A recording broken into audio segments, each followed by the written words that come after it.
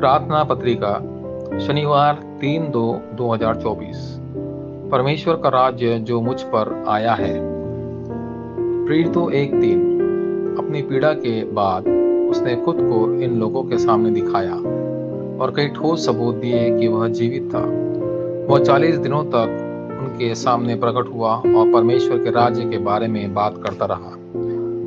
आपको उत्तर के रूप में परमेश्वर का राज्य अवश्य प्राप्त करना चाहिए।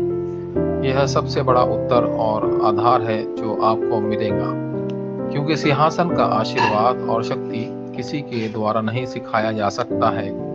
शुक्रवार की उम्र, शनिवार और इन आशीर्वाद का आनंद लेने के लिए रविवार को अवश्य खोला जाना चाहिए। इसे जानने से आप प्रार्थना को जान जाएंगे। आपके ऊपर आने वाले सिंहासन का आनंद लेने की प्रार्थना का उत्तर ईश्वर का राज्य कहलाता है। सबसे पहले और सबसे महत्वपूर्ण परमेश्वर का राज्य परमेश्वर की छवि और पूर्ण स्थापित करने के बारे में है।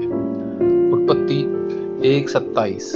इसके अलावा उस आशीर्वाद के माध्यम से आप जीतेंगे और शासन करेंगे। उत्पत्ति 1:28।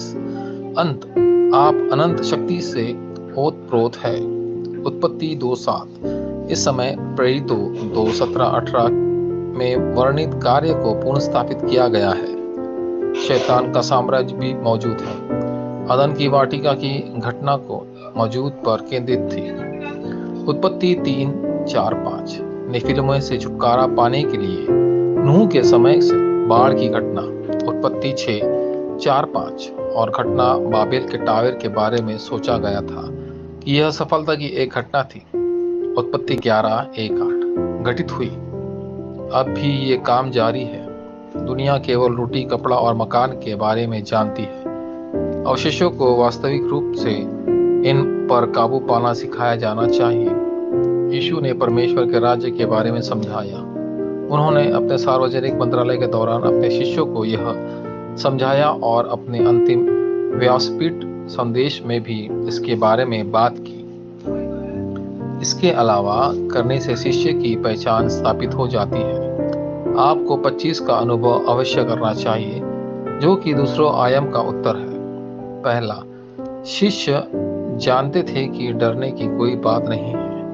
जिस क्षण से शिष्य परमेश्वर के राज्य के आशीर्वाद का आनंद लेंगे, वे स्वर्ग और पृथ्वी के अधिकार के बारे में पूरी तरह से जागरूक हो जाएंगे। मत्ती 28:16-20। ये जानते हुए कि यह मेरे नाम का संभव है। मसीह मरकुस 16:15-20। वास्तविक शक्ति सामने आएंगी और वे भविष्य देखने के सक्षम होंगे। प्रेरितों 1:8।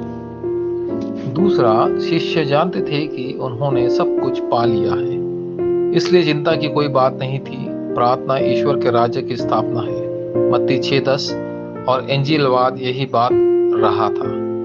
मत्ती 10:7। इसके अलावा परमेश्वर का राज्य मिशन है। यह हर चीज के लिए मानक है। प्रेरितों 1:3 और 19:8। तीसरा, चेले जानते थे कि और भी बहुत कुछ बाकी है। क्लेश के बीच में शिष्य ने एंटियोक के बाद चर्च की स्थापना की। प्रेरितों 11:19 और पहली बार स्वच्छ मिशनों का अंजाम दिया। प्रेरितों 13:1-14। हालांकि दरवाजे बंद था। प्रेरितों 16:6-10। इसे एक बड़े अवसर के रूप में इस्तेमाल किया गया था। बाद में वे महत्वपूर्ण आराधनालय में प्रवेश कर गए और रोम के महत्वपूर्ण लक्ष्य की ओर चले गए। मेरी चीजों या मेरे विचारों के बजाय आपको परमेश्वर की शक्ति के आधार पर कार्य करना चाहिए। स्तर और मानक, यही प्रार्थना का निष्कर्ष है। वाचा संबंधी प्रार्थना। प्रिय परमेश्वर, क्या मैं उन चीजों को देख सकता हूँ जो आपकी और आपकी शक्ति की है, जो दुनिया को बचा सकती है? यीशु मसीह के नाम पर मैं प्रार्थना करता हूँ। आमीन।